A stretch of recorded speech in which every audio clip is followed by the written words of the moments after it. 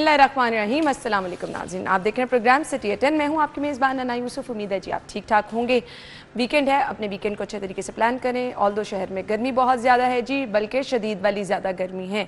सो आगे आगे मौसम तब्दीली की तरफ ही जाएगा। सेकेंडली मैं अभी डिस्कस भी कर रही थी, वायरल इन्फेक्शन बहुत ज़्यादा है। हर दूसरे घर में बच्चे बड़े सभी नज़ला ज़ुकाम बुखार के साथ जो है वो मुतासर नज़र आ रहे हैं। और ये वाला जो नज़ला ज़ुकाम और बुखार है ये एक एक डेढ़ हफ्ता जा रहा है। सो अपनी बहुत ज़्यादा एहतियात कीजिए। जहाँ कहीं पे भी लगता है कि एक दो बंदा कोई मुतासर है तो थोड़ा सा डिस्टेंस रखें, सफाई सुथराई का ख्याल ज़्यादा रखें। बाकी जी अल्लाह ताला खैर करे। हमने खबरों से आगाज़ करना है। 11 बजे वाले सेगमेंट में हमारे मेहमान भी ज्वाइन करेंगे और आपकी बर्थडे वाला सेगमेंट भी शामिल करेंगे। टॉप स्टोरीज आज की क्या हैं? 36 अद्वियात ऐसी हैं जिन्हें जाली करार दिया गया है। अलर्ट जारी कर दिया गया है। लाहौर में जाली अद्वियात का धंधा उरूज पर है। एडिटर ब्यूरोक्रेसी कैसर खोकर साहब और सीनियर रिपोर्टर अली रामे हमारे साथ मौजूद हैं। अस्सलाम वालेकुम। बहुत बहुत शुक्रिया। अभी मैं प्रोग्राम से पहले जिक्र करी थी कि बच्चे बहुत ज़्यादा बीमार हो रहे हैं, बड़े बहुत ज़्यादा बीमार हो रहे हैं। स्कूल में ना बच्चों के मैसेजेस आ रहे हैं, हर रोज़ पता चलता है कोई एक बच्चा बीमार है, कोई एक बच्चा बीमार है। मेरे अपने बच्चे 2-3 दिन से बहुत ज़्यादा बीमार हैं। सो ये वायरल इन्फेक्शन है, सभी लोग मुतासर हो रहे हैं। लेकिन अखबार की जब मैंने लीड आके ये पढ़ी ना कि 36 अद्वियात ऐसी हैं जो कि जाली करार दी गई हैं, मैं इतनी परेशान हुई कि हम अगर बच्चे बड़े अब बीमारी के इलाज के लिए अगर दवाइयाँ भी खा रहे हैं तो वो भी आपको पता नहीं है कि असली हैं या नहीं हैं। अच्छा जी, अल्सर, कैर रोकने वाली और सांस, कान, जल्द, इंजेक्शन का पानी, drips, bacteria infection, vitamin B, पेट और सांस की बीमारियों के लिए अद्वियात मुज़र सेहत निकली हैं। फ़रोख्त पर पाबंदी लगा दी गई है। कैसर खोकर साहब जी बिल्कुल, इस हवाले से ये बड़ी अफसोसनाक बात है कि जैली दवाइयाँ जो है मेडिकल स्टोरों पर बिकती हैं। एलर्जी के लिए सिरप, अब रात ही मैंने एलर्जी के लिए क्योंकि फ्लू इतना बह रहा था, एलर्जी वाला सिरप यूज किया। जी बिल्कुल। दूसरा ये सांस की बीमारियां देखे, कान की जो और जिल्द की मेडिसिन और इंजेक्शन जो है, पानी का इंजेक्शन का पानी और ड्रिप्स जो है, बैक्टीरिया इन्फेक्शन है, विटामिन डी है, पेट और सांस की बीमारियों की जो दवाइयाँ ये रूटीन की दवाइयाँ हैं। इसमें हमारा जो सबसे बड़ा कसूर है वो ड्रग इंस्पेक्टर का है कि हमारा जो चेक एंड बैलेंस है मेडिकल स्टोर पर वो पूरी एक अथॉरिटी है जिसे ड्रैप कहा जाता है। जी बिल्कुल, हमारा चेक एंड बैलेंस नहीं है। हमारे ड्रग इंस्पेक्टर तो रखे हुए हैं, हमारा महकमा हेल्थ तो रखा हुआ है, हमारा हेल्थ केयर कमीशन भी मौजूद है, लेकिन दवाइयाँ जाकर मेडिकल स्टोर पर जो है ये जो लोग जाकर हमारा जो सरकारी अमला जाकर कमीशन खा लेता है और मेडिकल स्टोरों पर दवाइयाँ चेक नहीं करता। और फिर जो फैक्ट्रियाँ जो दवाइयाँ बनाती हैं वहाँ भी चेक करने की ज़रूरत है ड्रग इंस्पेक्टरों को हमारे जो को, लेकिन वहाँ पर भी जाते हैं, जाकर मिल मिलाकर अपना रोटी शोटी खाकर और पैसे पूसे लेकर वापस आ जाते हैं और चेक नहीं करते, जिसकी वजह से बाजार में देखें और जली दवाइयाँ मिल रही हैं। और जली दवाइयों के फिर साइड इफेक्ट होते हैं, साइड इफेक्ट भी होते हैं कि जो जली दवाई खाएगा उसको साइड इफेक्ट भी होंगे। तो इस वाले से लोगों की सेहतों के साथ, जिंदगी के साथ, बल्कि सेहत नहीं बल्कि जिंदगी के साथ खेला जा रहा है। जी जिम्मेदार इसका हुकूमत है और ड्रग इंस्पेक्टर है, जिम्मेदार वो है। ड्रग इंस्पेक्टर का बार बार नाम ले रहे हैं। अली जब एक अथॉरिटी बना दी गई जिसे ड्रैप नाम दिया गया, ठीक है, अब ड्रग रेगुलेटरी अथॉरिटी की रिस्पॉन्सिबिलिटी है कि उनके अंडर जो काम हो रहा है, उनके पास से जो दवाइयाँ निकल रही हैं उनके रिस्पॉन्सिबल हैं, उनके जिम्मेदार हैं, वो जाली हैं या फिर मेयारी हैं, गैर मेयारी हैं, ये इन्होंने इंश्योर करना है। ऐसा ही है? बिल्कुल। देखिए, इम्प्लीमेंटेशन गैप है इसके अंदर और मैं खोकर साहब की बात से एग्री करूँगा कि जब आपने एक अथॉरिटी बना दी है तो अथॉरिटी की ज़िम्मेदारी भी यही है कि आपने इस चीज़ को मॉनिटर करना है। अब आप जाके इन अद्वियात के ख़िलाफ़ जो है वो एक्शन ले रहे हैं, जाली करार दे रहे हैं। उससे पहले सोचें, आपने भी खाई होगी ये मेडिसिन, खोकर साहब ने भी खाई होगी, मैंने भी मेडिसिन लेगी, कितने शहरियों ने मेडिसिन ली। अब ये अगर जाली है तो उसके असरात उन लोगों की और आप कह रहे हैं मार्केट में मौजूद हैं तो हर बंदे ने इस्तेमाल की हैं ना। अब जो इस्तेमाल कर चुके हैं, अब आइंदा आने वाले मुस्तकबिल में अगर वो इस्तेमाल करना चाहते, हमारे पास तो चलो अभी इन्फॉर्मेशन आ गई है, हम अपने प्रोग्राम की साथ से लोगों को बता रहे हैं। करेंगे कि हर जगह वही बात मैं कर रहा हूँ ना, वही बात कर रहा हूँ। पंजे गाड़े मेडिसिन लोगों ने खा ली है जो पहले खा चुके हैं, अब उनकी बॉडी पर क्या असरात होंगे इसके ऊपर। सबसे पहले तो जिम्मेदारी है इस ट्रैप की, जो ड्रग आपकी अथॉरिटी है, कि ये बर वक्त इन्होंने काम क्यों नहीं किया। मुतलका जो ड्रग इंस्पेक्टर जिनका खोकर साहब ने नाम लिया है कि वो इस चीज़ का ज़िम्मेदार है, ये उसकी ज़िम्मेदारी थी कि वो इस चीज़ों को मॉनिटर करे, तो आया उसने मॉनिटर क्यों नहीं किया। क्या फिर सिंपल सी बात है, फिर आती है मिली भगत की बात। क्या आप ऐसी कंपनियों के साथ मिले होते हैं, फिर आपको वहाँ से कुछ ना कुछ इस तरह की ब्राइब्स जो है, किक एंड बैक्स जो है वो आपके पास आती हैं, तो लिहाजा आप उनके खिलाफ जो है एक्शन नहीं लेते। इसमें सिंपल सी बात है। ये आज किसी को भी आप खबर दिखा दे वो यही कहेगा कि ये ड्रग अथॉरिटी जो है इसमें इन्वॉल्व है। अब जाके उन्होंने ऐसी अद्वियात के खिलाफ जो है वो एक्शन लिया। भई आपने एक्शन, अब ये जाली करार देना एक सर्टन टाइम के लिए आपका एक एक्शन हो सकता है, लेकिन आपका मुस्तकिल ये कदम नहीं है। नहीं है, बिल्कुल नहीं। मुस्तकिल इक़दामात के लिए आपको सबसे पहले ऐसी कंपनियां जो ये अद्वियात बना रही हैं उनके खिलाफ एक्शन लें, उनके लाइसेंस जो है वो आप ये इनकी प्रॉपर एक सस्पेंड चेन करें। होती है ना पीछे। प्रॉपर चेन है, प्रॉपर कौन सी चेन है। मार्केट यहाँ पे है, मेरे जहन से नाम निकल गया, लाहौर में, जहाँ पर ये अद्वियात मिल रही होती हैं होलसेल में, वहाँ पे तो कहते हैं है ही सारी की सारी मार्केट में अद्वियात जाली। सिंपल सी बात है, जब आपकी मॉनिटरिंग ऐसी होगी, वीक मॉनिटरिंग होगी, तो फिर यही हालात होंगे। इसमें सिंपल सी बात है, आपका जो मुतलका ऑफिसर है ना, ड्रग इंस्पेक्टर, जो इस अथॉरिटी को देख रहा है, या जो इस इलाके को देख रहा है, जो इन फैक्ट्रीज को देख रहा है, आउटलेट्स को देख रहा है, वो उनके खिलाफ जो रिस्पांसिबिलिटी होगी मार्केट में टाइम टू टाइम जाके छापे मारना है, रिजल्ट ऊपर से लेकर नीचे तक आना। सिंपल सी बात है, जब पैसा जाएगा कौन लेकिन बोलेगा? मुझे बहुत परेशानी हो रही है। आप तकलीफ में, दर्द के लिए दवा भी लेकर आए और वो भी आपको बजाय इसके कि आप तंदुरुस्त हो, आप अजीब बीमार हो जाएं। अब जो अद्वियात ये खा चुके हैं वो उनके तो हालात बहुत ज़्यादा नुकसान, उनको तो नुकसान होगा। अब उनकी बॉडी पर क्या असरात होंगे, हर बंदा सोच रहा इम्यूनिटी होगा। डाउन हो जाती है। अच्छा, ये भी होता है कि अगर कोई रिएक्शन नहीं ना होता तो उसका रिजल्ट ये होता है कि आपकी कुव्वत मुदाफ़ित जो है वो इतनी रह जाती है कि आपके ऊपर आप एकदम से दोबारा कोई बीमारी कैच कर लेते हैं, आपके ऊपर किसी दवाई का असर नहीं होता, वो फिर आपकी इम्यूनिटी इस तरह की हो जाती है। ऐसे खोकर साहब? जी बिल्कुल, इस हवाले से बिल्कुल ये ठीक है। और ख़ास तौर पर जो आप जली दवाइयाँ खाते हैं, तो जैसा कि अली रामा ने भी कहा है कि ये ज़िंदगी के साथ खेलने वाली बात है। तो ये चेन होती है हुकूमत की, हुकूमत को चाहिए, ये हुकूमत का मैं कहता हूँ फॉल्ट है, ये महकमा हेल्थ का फॉल्ट है, ये जो directorate of drug control Punjab बना हुआ है, ये उसका फॉल्ट है जिसने पकड़ा है ये मौके पर ये दवाइयाँ जो है मार्केट में आई कैसे। बट दूसरी जानिब ना, मुझे सीएम साहिबा की अप्रोच देख के खुशी भी होती है कि वो डिलीवर करना चाह रही हैं, कर रही हैं, आवाम की फलाह का सोच रही हैं, लोगों को सेहत सहूलियात पहुंचाना चाह रही हैं। राव साहब की खबर है, वो ये कह रही हैं सीएम साहिबा के हर अस्पताल में मरीज को बगैर पैसा खर्च किए इलाज की सहूलत मिलनी चाहिए। सो आपकी रियासत चाह रही है, आपकी हुकूमत चाह रही है, हुकूमत सब कुछ अगर चाह रही है तो इस माफिया ने जिसने तमाम काम खराब रखा हुआ है इसको भी निकाल बाहर फेंकना चाहिए। अली देखिए, सिंपल सी बात है, गवर्नमेंट जब आपको 500 अरब रुपए का बजट देती है, बजट इसीलिए है कि हर शहरी को मुफ्त सेहत की सहूलियात जो है वो मैसर हों, अद्वियात मैसर हों। अब वज़ीर आला पंजाब का क्या काम है? वज़ीर आला पंजाब का काम है कि उन्होंने एक बजट आया, डिमांड आई हेल्थ कल डिपार्टमेंट से, आपकी खबर थी कि अद्वियात हेल्थ की जो डिमांड है वो आई, उन्होंने पूरी कर दी। उन्होंने सिंपल कहा है कि अद्वियात मिलनी चाहिए, इलाज मिलने चाहिए। ये हमने निगरान दौरे हुकूमत में भी देखा, मौजूदा हुकूमत में भी देखा। जो हुक्मरान होता है, जो हुकूमत कर रहा है, जो एक इंतज़ामी ओहदे, बड़े ओहदे पर है, उसकी ज़िम्मेदारी यही होती है और उसकी ख्वाहिश भी यही होती है कि यार हर बंदे को इलाज जो है वो मैसर हो, क्योंकि उसने पैसा दिया है। बिल्कुल। अब ये ज़िम्मेदारी आती है जनाब आपके मुतलका जो डिपार्टमेंट्स, जो हमारे फील्ड के जो एक्टर्स हैं उनके ऊपर। लेकिन उनके ऊपर जब बात आती है तो वो इम्प्लीमेंटेशन, वहाँ पर इम्प्लीमेंटेशन का गैप जो है वो आ जाता है कि वहाँ पर अमल दरामद नहीं हो पाता। सिंपल सी बात है। अब 500 अरब रुपए का बजट जब आपको दिया जाए और जब आप कोई शख्स जाए, वो अद्वियात उसको मैसर ना हो, सेहत की सहूलियात मैसर ना हो, उसने सिंपल सी बात है, उसने क्रिटिसाइज़ तो वज़ीर आला पंजाब को ही करना है। सही बात क्या दावा आपने किया है, ये वादा आपने असम्बली में खड़े होकर हमसे किया है, आम तो जवाबदेही भी वज़ीर आला ही है। एफर्ट्स हो रही हैं सीएम साहिबा किस तरह से लोगों की सेहत को लेके। सिंपल सी बात है, जब आप इम्प्लीमेंटेशन गैप आता है ना, मैं जो बात कर रहा हूँ, इसमें जो हर्डल्स क्रिएट करने वाले लोग होते हैं उनको आप जब तक इबरत का निशान नहीं बनाएंगे, क्योंकि वो आपका नाम खराब कर रहे होते हैं ना। बेसिकली आपका सारा जो एक पॉजिटिव अप्रोच है उसको वो खराब कर देते हैं। मेडिकल और डेंटल कॉलेजेस में दाखिले की नई पॉलिसी मंजूर हुई जी बिल्कुल, इसमें ओवरसीज़ पाकिस्तान की फ़ीस $20,000 रखी गई है। मैं कहता हूँ कि ये जो फीसें हैं ये ख़त्म होनी चाहिए मेडिकल कॉलेज में। ये फ्री मेडिकल का एजुकेशन होनी चाहिए, नर्सिंग फ्री होनी चाहिए, नर्सिंग की एजुकेशन, और हुकूमत को ज़्यादा डॉक्टर और नर्सेज पैदा करने चाहिए और मिडल ईस्ट और यूरोप में भेजने चाहिए ताकि ज़र मुबादला ज़्यादा कमाकर वापस आ सके, कमाया जा सके। और इस वाले से लेकिन इतनी एजुकेशन महंगी है कि जो प्राइवेट मेडिकल कॉलेज में जाए तो 1 करोड़ रुपया या 1.5 करोड़ रुपया एक MBBS बनने का जो खर्चा आता है, जो कि देखिए इतना खौफनाक बात है। प्राइवेट मेडिकल कॉलेज किस तरह पैसे कमा रहे हैं और हुकूमत इस पर कोई चेक एंड बैलेंस नहीं रख रही, कोई रोकथाम नहीं है, कोई पूछने वाला नहीं है इतनी फीसें कहाँ से ले रहे हैं ये प्राइवेट मेडिकल कॉलेज। और हुकूमत ने ये जो वज़ीर आला पंजाब ने ये पॉलिसी मेडिकल डेंटल कॉलेज में दाखिले की नई पॉलिसी मंजूर की है, इसमें प्राइवेट मेडिकल कॉलेज को भी रखा जाए कि उनकी फीसें जो है मुकर्रर की जाए कि वो एक खास लिमिट से ज़्यादा फीस वसूल ना कर सके। अब 1 करोड़ से 1.5 करोड़ खर्चा आता है प्राइवेट डॉक्टर बनने का। जी देखिए ये कहाँ का इंसाफ है। जी बिल्कुल, आप ठीक आपके है। सामने है, आप तो सोचते पूछती होंगे लोगों से, आपको भी लोग आकर बताते होंगे कि प्राइवेट मेडिकल कॉलेजेस में फीसें कितनी ने रखी हुई है, और हुकूमत ने सरकारी मेडिकल कॉलेजेस में तो चलो ये $20,000 जो फीस रखी है ये भी ज़्यादा फीस है, ये भी कम की जाए, इस पर भी ये भी कंप्रोमाइज़ किया जाए, और सरकारी जो फीस।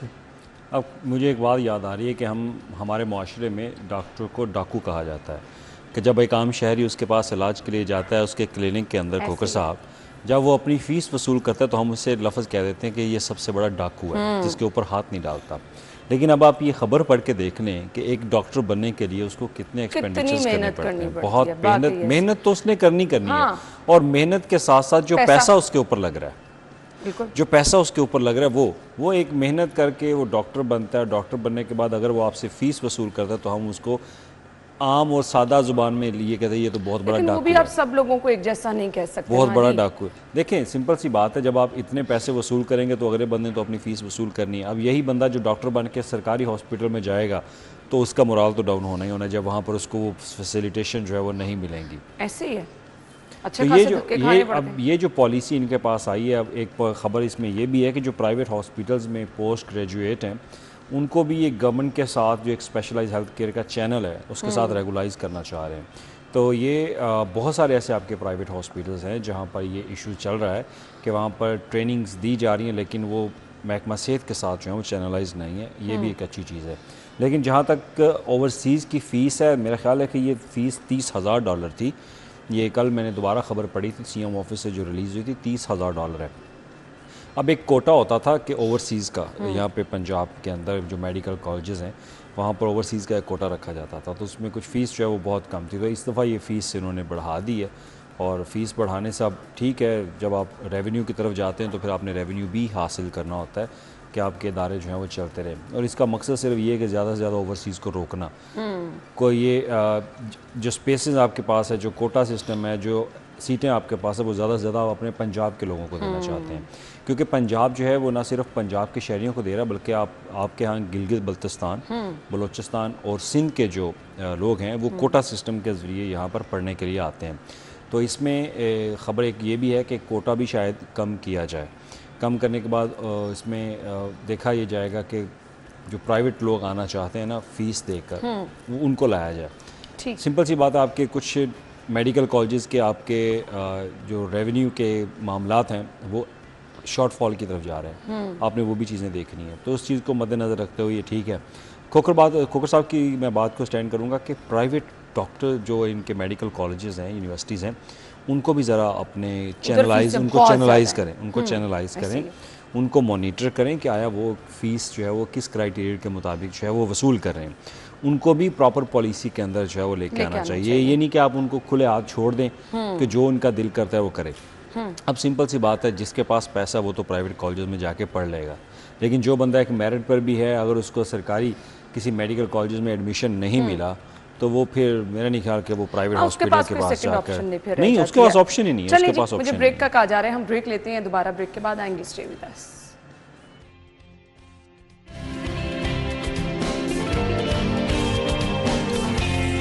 अच्छा जी, अगली खबर की तरफ आएंगे। गैर कानूनी हफ्ता बाज़ारों का जिक्र किया जा रहा है, इनको रेगुलराइज किया जाएगा। हफ्ता बाज़ारों में स्टॉल्स की तादाद मुख्तस की जाएगी। कैसर खोकर साहब, शहर में गैर कानूनी हफ्ता बाज़ार लगाए जा रहे थे। अच्छा, वैसे है अब हमारे इर्द गिर्द मुझे पता चलता है जी बुध बाज़ार लगा होता है, ये उनका जिक्र किया जा रहा है? जी बिल्कुल, हफ्ता बाज़ार जो है ना लगे हुए थे मुख्तलिफ शहर के मुख्तलिफ इलाकों में, और इनको रेगुलर करने की ज़रूरत है। लेकिन ये जो हफ्ता बाज़ारों को रेगुलर करने से पहले हुकूमत अतवार बाज़ार जो है ना उनको तो बेहतर कर ले। अतवार बाज़ारों में ये है कि वहाँ पर लोगों को बहुत सारे मसाइल होते हैं, सस्ती जो गैर मेरी चीज़ें मेरी होती है, सब्जियां जो है गैर मेरी मिलती होती हैं, लोग सस्ती चीज़ें उसी लिस्ट में ही आएंगे हफ्ता बाज़ारों में, क्योंकि संडे भी बीच में एक दिन होता है तो वो, लेकिन सबसे बड़ा बाज़ार इतवार को लगता है। लेकिन जो गैर मेरी जो सस्ती चीज़ें इनमें रखते हैं तो वो गैर मेरी चीज़ें पर रख लेते हैं कि सस्ती चीज़ें देनी है, चलो जी गैर मेरी चीज़ें रख ले तो बेच दें, पौने दामों, कोई बात नहीं, सस्ती चीज़ें जो रखनी है। इसलिए हुकूमत को चाहिए कि जो check and balance price magistrate है उनको इस हवाले से एक्टिव करे कि इन हफ्ता बाज़ारों में जो चीज़ें रखी जा रही हैं वो चीज़ें भी चेक करें, उनकी कीमतें चेक की जाए,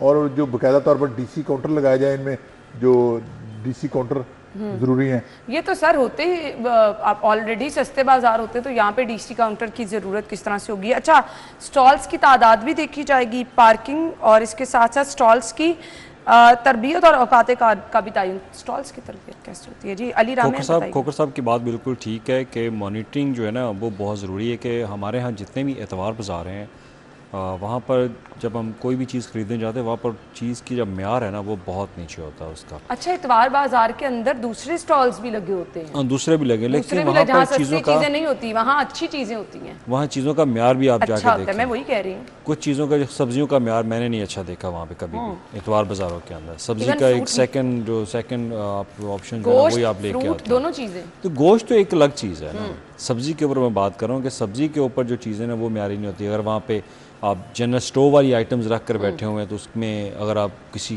कंपनी का ब्रांड का शैम्पू अगर लेना चाहते वो तो नहीं ना ले सकते आप, नहीं वो नहीं, सिंपल सी बात है, वो जो उसकी दूसरी कॉपी जो है वो आपने वहाँ पे रखी होती है। तो अर्बन इन्फॉर्मेलिटी जो होती है उसमें ज़रूरी होता है कि आप चीज़ों को चैनलाइज़ करें, रेगुलाइज़ करें, ज़रूरी है। लेकिन रेगुलाइज़ करने में ये ना हो कि आप सिर्फ रेवेन्यू की मद में कर रहे हो। अब इसमें एक इशू ये भी हो सकता है कि अगर आप ये रेगुलाइज़ करेंगे हो सकता है आपको फ़ीस भी मुकर्रर करें। अगर आप फ़ीस मुकर्रर करेंगे तो आप एक किस्म का उनसे टैक्स जो है वसूल करेंगे, टैक्स वसूल करेंगे तो वो डेफिनेटली वो उस टैक्स की वसूली के चार्जेस जो है वो आम शहरी से वसूल करेगा अपनी प्राइस जो है वो अपनी चीज़ की कीमत बढ़ाकर। तो आपने इन चीज़ों को भी मॉनिटर करना है। अब बेसिकली मेरा ख्याल है कि हफ्ता और इतवार बाज़ार तो होना ही नहीं चाहिए। ये न जाने पता नहीं कौन सी पॉलिसी इन्होंने बना के जो है वो रख ली है कि ये हफ्ता और इतवार बाज़ार जो है वो लगा दिए जाएँ और ये एक अलग से एक पैसा कमाने का एक सिलसिला जो है वो रखा हुआ है। सिंपल सी बात है, क्यों आप ये इतवार और हफ्ता बाज़ार लगाए जा रहे हैं 48 बाज़ारों में इन बाज़ारों कभी आप लास्ट टाइम खोकर साहब आप कब गए थे इस बाज़ार में? नहीं मैं तो जाते नहीं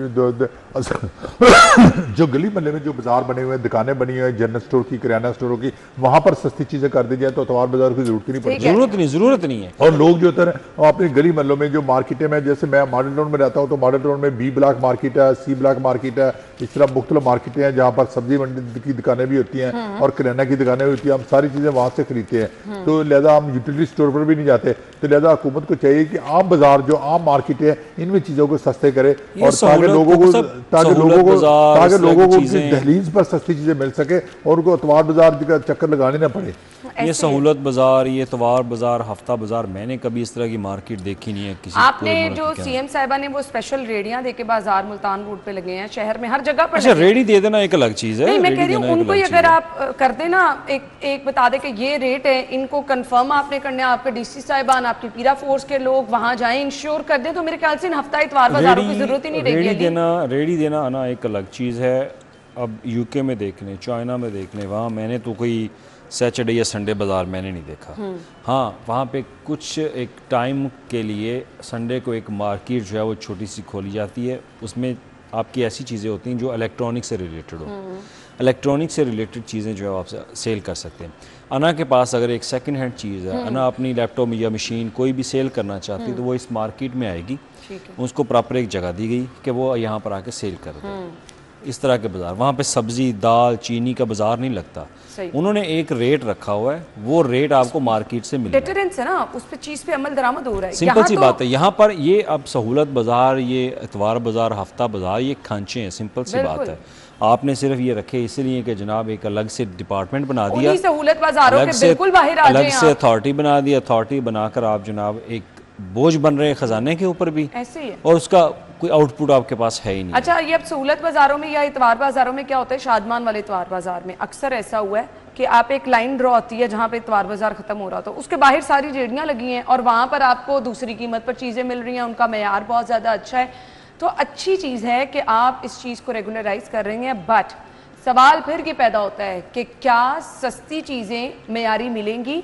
क्या इन इतवार बाज़ारों में आवाम को मेयारी चीज़ें, डीसी रेट जिसको आप कह रहे हैं, आवाम के लिए सहूलत बाज़ार आप लगा रहे हैं, तो क्या इन सहूलत बाज़ारों में क्या डीसी रेट पर आवाम को वो तमाम चीज़ें मिल जाएंगी जो कि मेयारी हैं, वो चाहे सब्जियां, वो चाहे फल? अगर नहीं मिल सकती तो फिर इनकी ज़रूरत नहीं है। फिर डोर स्टेप पे जो मार्केटें हैं ना, जैसे खोकर साहब ने कहा, मॉडल टाउन है, गुलशन रावी है, समनाबाद है, टाउनशिप है, इनके अपने बाज़ार जो हैं, यहाँ से फिर लोग ज़्यादा, किसका दिमाग ख़राब है कि जी निकले अपने घर से जाए वहाँ पर इतवार बाज़ार में, तो वहाँ पे भी चीज़ें आपको दोबारा उतनी मिलेंगी जो सस्ती होंगी, उनकी क्वालिटी अच्छी नहीं होगी। तो ये चीज़ें तो आप इस पर आप कॉम्प्रोमाइज़ नहीं कर सकते हैं जी। ब्रेक के बाद हम आपको ज्वाइन करेंगे, स्टे विद अस।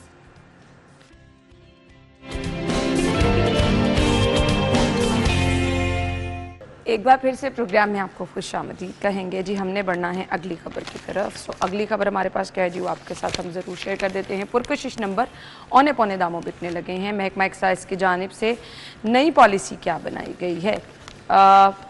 जी बिल्कुल, ये पुरकशिश नंबर जो है इनके रेट गिर गए हैं, लेकिन होना ये चाहिए कि लाइन में लाकर जो है ना जो भी आता है उसको नंबर दिया जाए। पुरकशिश नंबरों की नीलामी तो होनी नहीं चाहिए। ये ऐसे लोगों से पैसे बटोरने वाली बात है। आप लाइन में लगे, जो लाइन में आए जिसका किस्मत में जो नंबर हो उसको दे दिया जाए।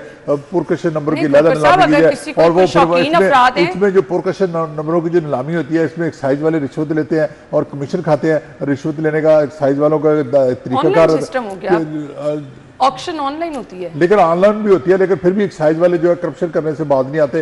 लिहाजा लाइन में लाकर नंबर मिलने चाहिए। ये पुरकशिश नंबरों की नीलामी जो है खत्म होनी चाहिए। अच्छा, वैसे अली अगर आपको आपकी पसंद का नंबर चाहिए, लेट्स सपोज आपने एक नंबर खरीदना है, तो अगर इसका आपको पे करना पड़ेगा। बहुत शौकीन अफराद है। देखिए, जिसके पास पैसा है, जिसके पास वो एक सिंबल का वो अपने अंदर उसके तजस्सुस है, तो वो करता है डेफिनेटली। हर बंदे का शौक है। अब मेरा और खोखर साहब का अगर शौक नहीं है तो हमें इससे कोई सरोकार नहीं। भाई जिस बंदे का शौक है वो पे करना चाहता है, जो एक उसने सिंबल ऑफ डिस्प्ले का उसने रखा हुआ है, तो वो तो जाएगा, वो नंबर लेगा। अब इस पॉलिसी को अगर देखा जाए तो ये पॉलिसी जो बज़ाहिर लगती है कि आपके नंबर जो हैं वो औने पौने दामों बिक रहे हैं, तो इसका मतलब है कि आपका फोकस जो है वो रेवेन्यू है। सिंपल सी बात है। आप पैसा कमाना चाह रहे हैं, अब पैसा कमाने के लिए अब आपने कहा कि यार ये नंबर जो है वो औने पौने दामों में जो बिक रहे हैं, इसके अंदर एक नई पॉलिसी लेकर आएँ, पॉलिसी बनाएं, और पॉलिसी से होगा कि जनाब एक नंबर का एक मुस्तकिल तौर पर रेट जो है वो मुकर्रर कर दिया जाए और उसके ऊपर एक अच्छा खासा रेवेन्यू जो है वो रखें। हम अगली खबर की तरफ आ रहे हैं। अगली खबर है जी, टूरिज्म पोर्टल होटल रिजॉर्ट की बुकिंग होगी मुल्की और गैर मुल्की सियाहों के लिए। बड़ी खबर है। क्या खबर है जी खोकर साहब? जी बिल्कुल, इस हवाले से महकमा टूरिज्म जो है उन्होंने एक ऐप बनाई है और एक पोर्टल बनाया है। ऐप के ऊपर जो टूरिज्म की तमाम जो साइट हैं पंजाब में, उनको उनकी तस्वीर, उनका विजिट रखा गया है और उनके नंबर दिए गए हैं रब्ते के लिए कि जो गैर मुल्की और मुल्की सियाह जो है वो ऐप से मालूमात लेकर जो है वो आप वहाँ तक पहुँच सकते हैं और को चेक कर सकते हैं, वहाँ विजिट कर सकते हैं। ये ऐप बनाई गई है। दूसरा एक पोर्टल बनाया गया है ताकि जो टूरिज्म के जो रिजॉर्ट हो गए उनके पोर्टल के जरिए बुकिंग हो सकेगी। आप पोर्टल के जरिए घर बैठे, आप भालपुर में बैठे हुए हैं या अमेरिका में बैठे हुए हैं, तो आप पोर्टल के जरिए वो रिजॉर्ट की बुकिंग करा लें। अच्छा। और बुकिंग कराकर फिर आप उनको आप ऑनलाइन बुकिंग होगी और फिर आप वहाँ पर आकर ठहर सकते हैं जो रिजॉर्ट है। ये दो ऐप जो मुतारफ़ कराई है। दूसरा ये कि टूरिज्म ने ये कहा है कि हर हफ्ते में जो बड़े शहर है, जो लाहौर, रावलपिंडी, गुजरांवाला, फैसलाबाद, मुल्तान, भालपुर है, वहाँ पर जो वॉक होगी टूरिज्म के वाले से, जहाँ पर टूरिज्म की आगाही लोगों को दी जाएगी और टूरिज्म की सियाहत को फ़रोग़ देने के लिए जो प्रोग्राम किए जाएंगे, ये एक वॉक का बंदोबस्त किया गया है। ये 3 इक़दाम किए गए और आज आपको पता है कि वर्ल्ड टूरिज्म डे भी मनाया जा रहा है। इस हवाले से वज़ीर आला पंजाब आज एक वेबसाइट का भी इफ्ताह कर रही है, जो टूरिज्म की है वो भी हो रहा है आज। चलें जी, अच्छी चीज़ है। ये बहुत अच्छा इक़दाम है। मेरा ख्याल है कि ये पहले हो जाना चाहिए। हम हर चीज़ में पीछे ही क्यों रहते हैं। और आज से मेरा ख्याल है कि 5-6 साल पहले सिंगापुर और मलेशिया के अंदर इस तरह की ऐप्स जो हैं वो लाई गई थी, तो उनका भी मकसद ये था कि टूरिज़म के ऊपर जो है वो फोकस किया जाए। और इसके टूरिज़म में ना सिर्फ मकसद आपका ये होता है कि आपने जो अट्रैक्शन है वो फॉरेनर्स के लिए रखनी होती है, आप एक अच्छा खासा आपकी मईशत के ऊपर जो है फ़र्क पड़ता है। क्योंकि बहुत सारे लोग जो बाहर से आते हैं आपके मुल्क के अंदर, आपके सूबे के अंदर, आपके शहर के अंदर, वो फिर आपके शहर के एम्बेसडर भी बन जाते हैं, वो आपके सूबे के एम्बेसडर बन जाते हैं। वो फिर दुनिया को बताते हैं कि जनाब आएँ और आप भी इन इलाकों का विज़िट जो है वो करें। अब दुआ है ये है कि अगर ये ऐप चले तो ये बिल्कुल ठीक चलती रहे, इसके ऊपर अमल दरामद जो है प्रॉपर तरीके से होना चाहिए। और हमारी जो ऐसी साइट्स हैं जो हमारी कल्चर अट्रैक्शन है, उनके ऊपर भी फोकस जो है वो पंजाब हुकूमत को करना होगा। क्योंकि हमारे यहाँ हमेशा हम उन्हीं मंसूबों को तरजीह देते हैं जो नुमाइश के लिहाज से ज़्यादा अच्छे लगें, जो आवाम को चलते फिरते नज़र आएँ, ताकि उनकी पब्लिसिटी भी हो। और हम ऐसे जो हमारी कल्चरल अट्रैक्शन है, जो हमारी हेरिटेज है, हम इनके ऊपर फोकस नहीं करते क्योंकि यहाँ पर किसी ने जाके देखना नहीं होता। तो लिहाजा हमें इन चीज़ों पे फोकस करना होगा। सियाहत बहुत बड़ी चीज़ है, ये आपके मुल्क का इमेज है, आपके सूबे का इमेज है, आपके शहर का इमेज है। खासे पैसे कमा सकते हैं, आप कमा सकते हैं, अच्छा खासा रेवेन्यू आप हासिल कर सकते हैं। बिल्कुल ऐसे अब एक अच्छी सी अट्रैक्शन वाली जगह जो है वो बना दें। हमारे पास लाहौरियों के पास है क्या, सही कह या रहे हैं। पंजाब में हमारे पास कोई अट्रैक्शन है टूरिस्ट के लिए कुछ भी नहीं है। बिल्कुल तो हमारे ऐसे पास ये कल्चरल साइट्स हैं जिसको हमें मज़ीद इनको इम्प्रूव करना है, जैसे कि वर्ल्ड सिटी अथॉरिटी कर रही है। बिल्कुल। अच्छा इकदाम है, अच्छा गोया इकदाम कि वो बजट उनको बहुत दरकार है, लेकिन वो जिस चीज़ को भी हाथ डालते हैं उसको एक खूबसूरत बनाते हैं। बिल्कुल हमारा ऐसे जो ही, पुराना एक बिल्कुल ऐसे ही। कल्चर है उसको वो लेकर आते हैं इसके अंदर। अच्छा जी, इदारा महफूज इंतकाल खून में भर्तियों की तहकीकात, अब ये बड़ा ट्रिकी सा है, मैं तो परेशान हो गई हूँ। यानी यहाँ पे जाली भर्तियाँ की जी गई, बिल्कुल, इस हवाले से जो इदारा महफूज इंतकाल खून है, इसमें जो बोगस ब्लड ट्रांसफ्यूजन अथॉरिटी जिसे कहते भर्तियाँ हैं हुई जी। हैं, और एडिशनल सेक्रेटरी टेक्निकल की सरबराही में सेक्रेटरी हेल्थ ने कमेटी कायम कर दी है। और ये जो भर्तियाँ होती हैं, आपको बताऊँ कि जो भर्ती होनी चाहिए पब्लिक सर्विस कमीशन के जरिए भर्ती, ताकि ट्रांसपेरेंसी 100% जो है उसमें इंश्योर की जा सके। जब आप चोर दरवाजे से भर्ती करेंगे तो उसमें साफजार है, फिर किकबैक्स होंगे, कमीशन लेकर करप्शन लेकर भर्ती होगी। और इस वाला ये इदारा जो है इसमें भी इस तरह भर्ती हो गया, और नॉन टेक्निकल लोग भर्ती हो गए जिनके पास डिग्रियां नहीं थी या जिनके पास अब टेक्निकल इदारा खोखर साहब, इदारा देखे कौन सा है? हाँ, इदारा ब्लड कि का। जिस पे आप बिल्कुल कॉम्प्रोमाइज नहीं कर सकते। ये ब्लड को आपने महफूज रखना है एक महफूज जगह रखना पे, है। उसके 100 आपके क्राइटेरियाज हैं, आपने उन आपको- चीज़ों को फॉलो करना होता है, और अपने बिल्कुल। नॉन टेक्निकल लोग भर्ती कर और रहे उस पे तो आप एक नुक्ते के बराबर भी कुछ चीज को इग्नोर करें हाँ, तो अगर बस। कोई नायब कासद हो, इस तरह की चीज़ समझ आती है। एक टेक्निकल बंदा जिसकी रिक्वायरमेंट थी, आपने वो हायर नहीं किया, आपने नॉन टेक्निकल बंदे रख कर आपने रिश्वत ली, आपने पैसे लिए, बंदे हायर कर लिए, उनको नौकरी दी। ये चीजें भी अब न जाने compromise पता नहीं करना कहाँ कहाँ पे क्या क्या नुकसान इन्होंने कर दिए सही बात होंगे। है। तो इस पर मेरा ख्याल है कि जो मुतलका खोखर साहब अथॉरिटी का हेड है, जो डिपार्टमेंट का हेड है, वो उसके जवाब खिलाफ एक्शन लेना चाहिए, जिसने भर्ती किया है जिसने भर्ती किया है। उसके खिलाफ कार्रवाई होनी चाहिए। और खोखर साहब जिसने भर्ती भी किया है, जिसने भर्ती भी की है, यहाँ पर भर्ती जो है वो बड़े अफसर की मंजूरी के बगैर नहीं होती।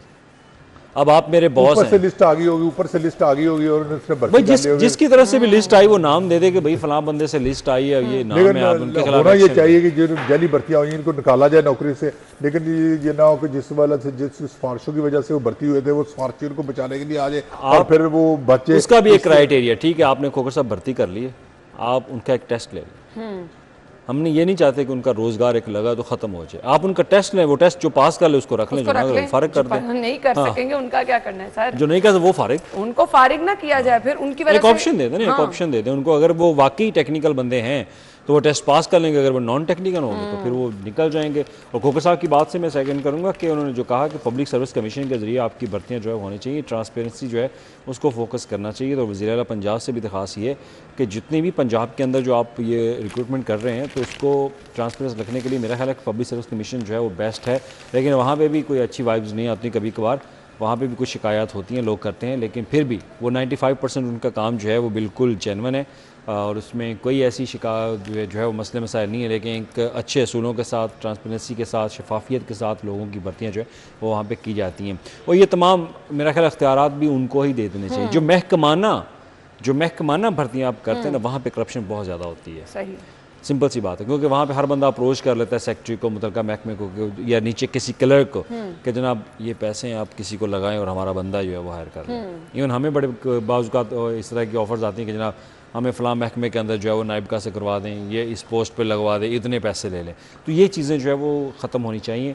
अदारों के अंदर जो अपनी भर्ती सिस्टम है वो भी आप कोई सेपरेट एक डिपार्टमेंट बना दें। सही। पब्लिक सर्विस कमीशन क्योंकि आपका एक अच्छे स्केल्स के ऊपर उन्होंने भर्ती करनी होती है, आप उस स्केल से नीचे जो लोगों को भर्ती करना है उसके लिए भी एक सेपरेट विंग जो है वो पब्लिक सर्विस कमीशन के अंदर जो है वो आप बना देंगे, तो उससे आपकी बहुत सारे मसाइल जो है वो हल हो जाएंगे। अगर अना के महकमे को या खोखर साहब के महकमे को डिमांड है कि उनके पास 10 वैकेंट पोस्ट हैं, वो हायर करना चाहते हैं, वो मुतलका उसके पास जाएं। हमारा जो हंटर डिपार्टमेंट है, पब्लिक सर्विस कमीशन, हंटर हायर है, वो जाके हायर करे, बंदा वो लगा के दे दें। ठीक हो आपको किसी प्राइवेट हंटर हायरिंग की भी जरूरत नहीं है, अब आपके पास अपना महकमा मौजूद है। बिल्कुल आपने सीखा। चलिए अगली खबर की तरफ चलते हैं। फिजा में ड्रोन्स की निगरानी के लिए जदीद रडार लगेंगे, इसके लिए 3 अरब रुपए मुख्तस किए गए हैं। ये खबर है इरफान मलिक साहब की। मोबाइल रिस्पांस यूनिट फौरी ऑपरेशन और रोकथाम करेंगे। जैमर्स ड्रोन को बेकाबू करके जमीन पर उतारने या गैर फ़ाल करने में मदद देंगे। अली, ये अब ड्रोन ना जाने कौन से ड्रोन है जो सरहद पार से आते हैं या हमारे अंदर पंजाब के अंदर लाहौर से उड़ते हैं। अब मेरा नहीं ख्याल कि यहाँ पे अगर कोई ड्रोन उड़ाता, हाँ कुछ शहरी जो व्लॉगर्स हैं जो वीडियोस बनाने का शौक़ रखते हैं, वो बाज़ का ऐसी जगहों पे ड्रोन्स को उड़ाते हैं। और मेरा ख्याल है कि बाज़ का आपका वो एक लोकेशंस की जो प्राइवेसी है वो आप भूल जाते हैं। हमारे कुछ ऐसे हसास इलाके भी होते हैं जहाँ पे आप ड्रोन्स नहीं उड़ा सकते। तो उनकी अगर मॉनिटरिंग के लिए ये अगर यूनिट बनाया जा रहा है तो मेरा ख्याल है कि इतना बजट लगाने की ज़रूरत तो नहीं थी।